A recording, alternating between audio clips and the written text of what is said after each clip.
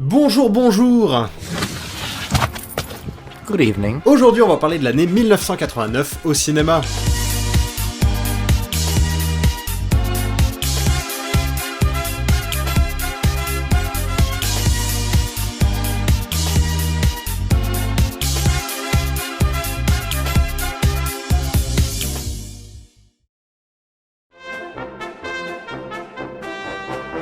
Ok, alors niveau sortie en France, ça a vraiment pas été fou, donc je vais pas faire de rubrique spéciale, on peut juste noter éventuellement Trop belle pour toi, qui a gagné 5 Césars. Dans le reste du monde, en Afrique du Sud, ils ont eu Les dieux sont tombés sur la tête 2, au Japon, Kiki la petite sorcière, le 5ème film de Hayao Miyazaki, et au Royaume-Uni, Permis de tuer, un de mes James Bond préférés, ou encore Une grande excursion, un court-métrage d'animation en pâte à modeler, qui sera la première apparition de Wallace et Gromit, deux personnages que j'adore et qui ont bercé mon enfance.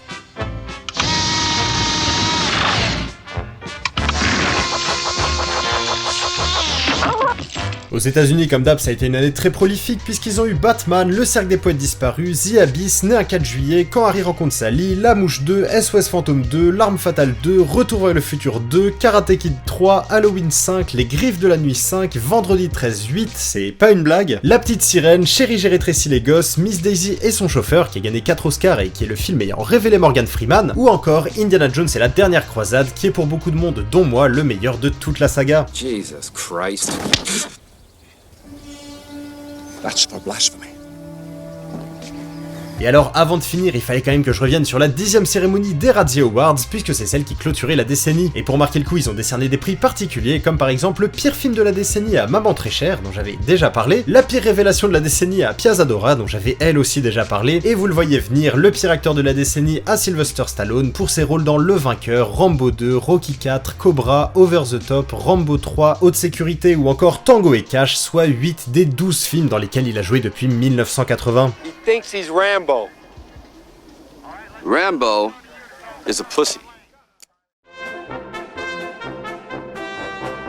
Pour ce qui est des naissances, c'est en 1989 que sont nés Brie Larson, Dakota Johnson, Hayden Panettiere, Elizabeth Olsen, Lily James, Nathalie Emmanuel, Christopher Mintz-Plasse, Xavier Dolan, Lily Collins, Nicolas Hoult, Nina Dobrev, Taron Egerton, Jake Lloyd, le petit Anakin Skywalker dans La Menace Fantôme, Luke Bracey, un acteur que je trouve très stylé et qui joue dans l'excellent Tu ne tueras point, Daniel Kaluuya, révélé dans Johnny English 2 et que vous connaissez sûrement pour ses rôles dans Get Out ou Black Panther, et enfin plusieurs membres du cast d'Harry Potter comme Daniel Radcliffe, Harry Melling, Matthew Lewis qui a connu un des glow-up les plus impressionnants de la planète, ou encore Jamie Waylott, l'interprète de Crabbe, qui après avoir fait 2 ans de prison pour violence pendant les émeutes de Londres en 2011, a essayé de se faire un nom dans le milieu du rap.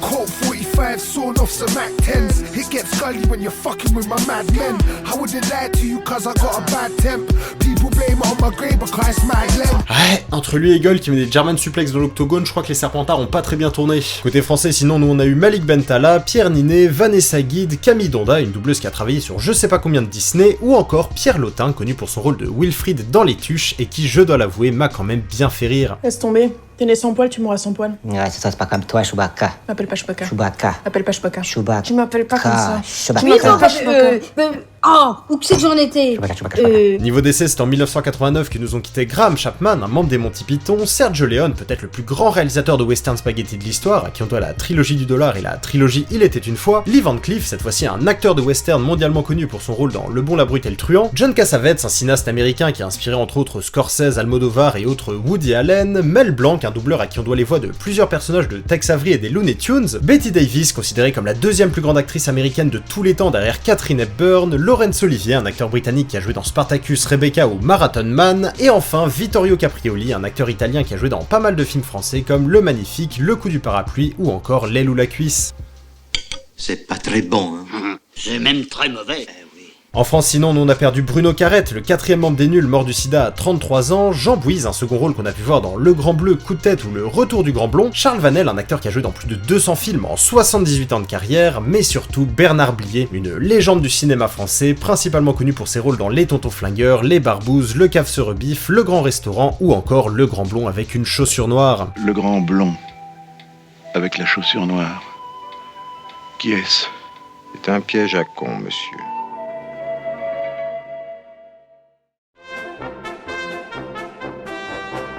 Alors si vous aimez les films James Bond, vous l'aurez peut-être remarqué, mais Indiana Jones et la dernière croisade a quand même pas mal de points en commun avec eux. Déjà avec certaines scènes, comme celle des rats dans les égouts qui fait un peu penser à celle de Bon baiser de Russie, mais aussi avec les acteurs qui sont nombreux à avoir joué dans la saga anglaise. Je pense par exemple à John Rhys Davies qui joue dans Tuer n'est pas joué, Alison Doody dans Dangereusement Vôtre, Vernon Dobchev dans L'espion qui m'aimait, Julian Glover dans Rien que pour vos yeux, et accessoirement Sean Connery qui a quand même interprété l'espion dans 7 films.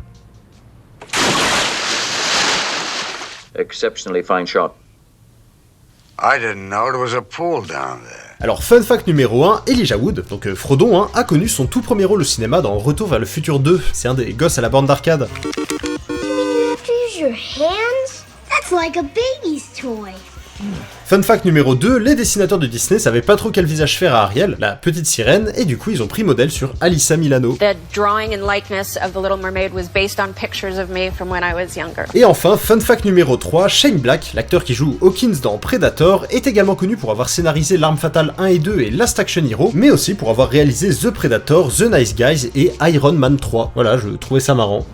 Comme souvent avec James Cameron, j'ai l'impression, le tournage du film The Abyss a pas été une partie de plaisir. Déjà parce que Cameron est un perfectionniste fini qui s'attarde sur les moindres détails, mais aussi parce que quasiment la moitié du tournage se passait sous l'eau. Les acteurs devaient donc s'entraîner à la plongée et devaient même parfois porter des lentilles de contact tant l'eau était chlorée. Un de ceux qu'on a le plus bavé forcément ça a été Ed Harris, le héros du film, qui après une scène en particulier jura que plus jamais il ne retravaillerait avec James Cameron. Et honnêtement, je peux le comprendre. En effet, un jour, pendant le tournage d'une scène où Bud devait nager en apnée, Cameron, qui n'était pas convaincu par l'interprétation de la panique de son acteur, a décidé de déplacer la source d'oxygène à laquelle il était censé faire une pause sans le prévenir. D'accord, donc c'est une tentative de meurtre en fait. Oui. Évidemment, Ed Harris s'est mis à complètement paniquer et c'est en suffocant qu'il est remonté à la surface pour incendier James Cameron. Au final, le tournage aurait été tellement éreintant et dangereux pour les équipes qui décideront de renommer le film The Abuse, titre qui feront même imprimer sur des t-shirts portés par la production, et pour montrer son mécontentement, Ed Harris refusera carrément de participer à la promo du film.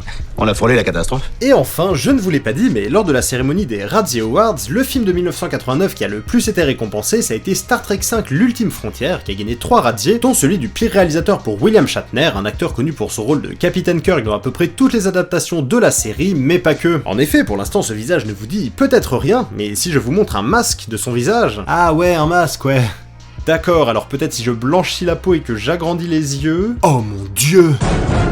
Et oui, aussi invraisemblable que ça puisse paraître, le masque de Michael Myers provient d'un moule du visage du Capitaine Kirk. I think my brain just committed suicide. Et à ça, il y a une explication assez simple. Alors improbable, hein, tu m'étonnes, mais simple. Le film Halloween de 1978 avait un budget d'à peine 300 000 $. C'était des producteurs indépendants qui faisaient confiance à un jeune John Carpenter qui avait pas encore fait ses preuves et du coup les finances étaient quelque peu limitées. Et un jour, pendant la pré-production, alors que les équipes cherchaient quelle allure ils pourraient donner au tueur, le chef décorateur Tommy Lee Wallace s'est rendu dans un magasin de costumes et a acheté les 2 masques les moins chers pour seulement 2 $, un de clown et un donc de William Shatner. Alors même si au début le décalage avec un masque de clown plaisait à beaucoup de monde, le côté froid et inexpressif de l'autre, qui avait déjà été retouché, a vraiment foutu la trouille à toute l'équipe et ils ont décidé de le garder.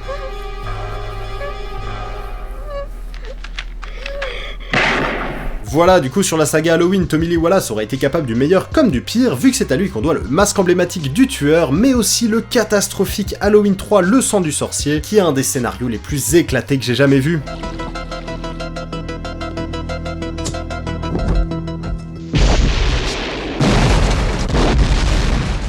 D'accord, je crois que je vais pas m'éterniser dans le coin. Enfin voilà, c'est la fin de cette vidéo, merci de l'avoir suivi, je vous donne rendez-vous bientôt pour parler de l'année 1990, et en attendant je vous encourage à regarder les films dont je vous ai parlé parce qu'ils valent vraiment le coup.